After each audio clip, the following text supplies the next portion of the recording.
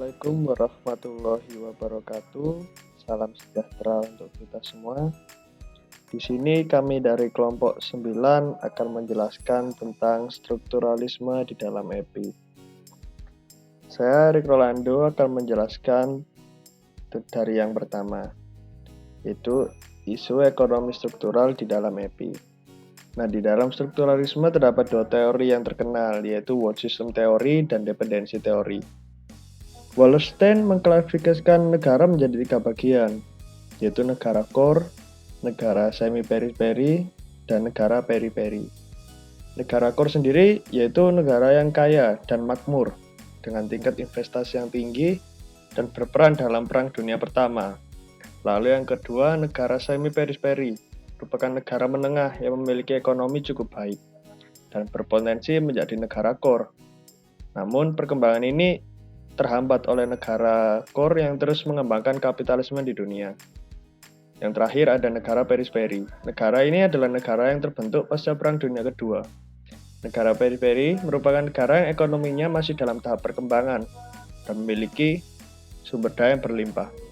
Kebanyakan dari negara periferi adalah negara yang menyediakan pekerja dan sumber daya yang kemudian dieksploitasi oleh negara core.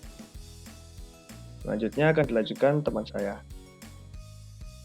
Halo teman-teman, nama aku Tias. Sekarang aku akan menjelaskan tentang aktor struktural dalam ekonomi politik internasional. Jadi, strukturalisme ini menempatkan ekonomi dan politik sebagai elemen penting dalam melihat segala hal untuk mempengaruhi kehidupan sosial, budaya, politik dengan harapan akan menciptakan keadilan bagi seluruh kelas. Nah, untuk mewujudkan keadilan ini, maka aktor-aktor yang harus berperan di dalam strukturalis ini adalah kelas sosial dan negara.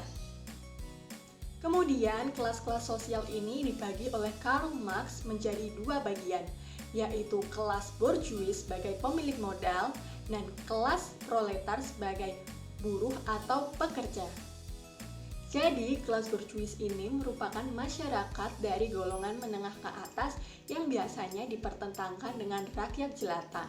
Sedangkan kaum proletar atau kelas proletar adalah mereka yang menjual jasa dan tenaganya kepada kaum bourgeois untuk memenuhi kehidupan mereka. Para pemikir berpendapat bahwa kaum bourgeois ini akan membantu meningkatkan perekonomian di suatu wilayah, sedangkan kaum proletar akan membantu kaum bourgeois dalam menjalankan usahanya. Nah, aktor lain dalam strukturalis ini adalah negara yang dimana berfungsi sebagai wadah dalam pengembangan ekonomi politik internasional saja. Namun, karena aktor ini juga pada akhirnya pemikiran strukturalis ini mendapat kritikan dari berbagai pihak, terutama soal keadilan. Selanjutnya, saya Meta akan menjelaskan tentang asumsi dasar pemikiran strukturalisme ekonomi politik internasional. Teori strukturalis pada dasarnya memiliki persamaan pemikiran dengan perspektif Marxisme. Keduanya sama-sama menginginkan tidak adanya suatu kesenjangan di dunia, namun dengan cara yang berbeda. Strukturalisme juga meyakini bahwa dunia kontemporer dibangun atas dasar sistem kapitalis global yang menciptakan kesenjangan dalam hubungan antar negara. Pandangan strukturalis inilah yang akhirnya menekankan pada masalah ekonomi dunia dan menjadi fokus utama. Selain itu, para strukturalis juga percaya bahwa dengan adanya kapitalisme ekonomi, dunia akan terpecah menjadi kelas-kelas sosial yang tidak adil. Strukturalisme pun hadir dengan berasumsi bahwa stratifikasi dalam hidup manusia merupakan suatu pemberian, bukan pembentukan. Hubungan struktural dominasi dan ketergantungan antar negara di dunia menjadi sebuah perhatian utama bagi para pemikir strukturalisme tadi. Hal ini tentu saja bertentangan dengan pandangan liberalisme dan realisme. Seperti yang kita ketahui, liberalisme dan realisme melihat negara sebagai suatu sistem yang anarki, yang mana pemikiran tersebut sangat bertentangan dengan pemikiran strukturalis melihat suatu negara. Menurut pandangan kaum strukturalis, terdapat 2 teori strukturalis yang sangat berpengaruh dalam menjelaskan ekonomi politik internasional. Kedua teori tersebut diantaranya adalah dependency theory dan world system theory. Di sini saya akan menjelaskan tentang dependency theory atau teori dependensia. Dependency theory sendiri menjadi populer pada tahun 1960 dan berkembang menjadi suatu kritik terhadap teori modernisasi liberal. Pemikir teori ini antara lain Andre Gunder Frank, Teotonio dos Santos, dan Cardoso. Teori ini berlaku bagi negara-negara yang sudah merdeka, tetapi masih tergantung pada kekuatan negara besar. Adapun penyebab ketergantungan tersebut adalah yang pertama, International Division of Labor, yang kedua, Class Distinction, dan yang ketiga, Global Capitalism. Munculan terkenal seperti teori-teori lainnya, teori ini mendapat kritik dari orang-orang yang tidak setuju akan pemikiran tersebut. Adapun kritik terhadap teori ini adalah yang pertama, dependensia teori dianggap hanya menyalahkan kapitalisme sebagai faktor ketergantungan. Yang kedua, dependensia teori terlalu mengeneralisasi ketergantungan sebagai faktor kemiskinan negara. Dan yang ketiga, dependensia teori dianggap membuat solusi memutuskan rantai antara negara, core, dan periperi, tetapi tidak memberi kepastian adanya peningkatan ekonomi. Sekian yang bisa saya jelaskan dan akan dilanjutkan oleh teman saya, Almed. Terima kasih. Halo, nama saya Almi Jatiwisesa. Saya akan melanjutkan materi yang telah disampaikan oleh teman saya, Meta, terkait asumsi dasar strukturalisme yaitu tentang adanya teori sistem dunia. Teori sistem dunia merupakan sebuah pembagian kerja secara teritorial dalam produksi, pertukaran barang dan bahan mentah. Pembagian kerja mengacu pada kekuatan dan hubungan produksi dalam ekonomi dunia secara keseluruhan.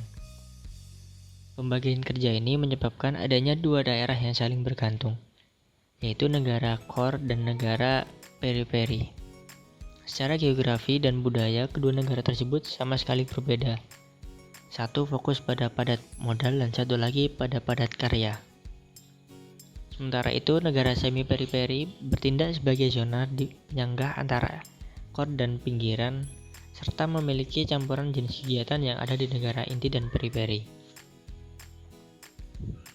Terdapat beberapa poin yang juga menjadi bagian dari teori sistem dunia. Yang pertama, eksploitasi yang dilakukan negara core dengan negara periperi. Yang kedua, pertukaran yang tak seimbang atau konsep ketimpangan nilai tukar.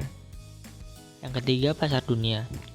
Lalu yang keempat, bentuk produksi feodal di less developing countries. 5. Kritik terhadap modernisasi dan Marxis dalam penjelasannya mengenai least developed country. Pada dasarnya, world system theory adalah suatu pandangan dalam melawan dunia bimodal yang dikemukakan diantaranya oleh teori modernisasi, yaitu modern versus tradisional, dan dalam teori dependensi dengan menyebutnya sebagai core atau center versus periphery. Begitu pula dengan Marxisme ortodoks, yaitu kapitalisme versus sosialisme. World system theory menawarkan suatu varian baru yang bersifat intermediary stage yang mereka sebut sebagai semi-periphery countries, sehingga sistem dunia tidak lagi menjadi bimodal.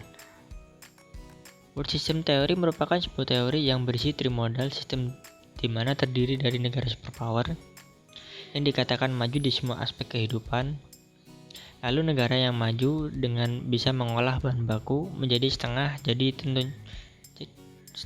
tentunya kembali diekspor ke negara core untuk diolah, yaitu negara semi-periphery, dan negara yang bisa tergolong secara miskin dan aspek kehidupannya negaranya pun jauh dari teknologi canggih, yaitu negara periphery. Sekian ilmu yang bisa kami sampaikan. Mohon maaf apabila ada kesalahan dalam penyampaian materi ini. Kami selaku kelompok 9 mengucapkan terima kasih.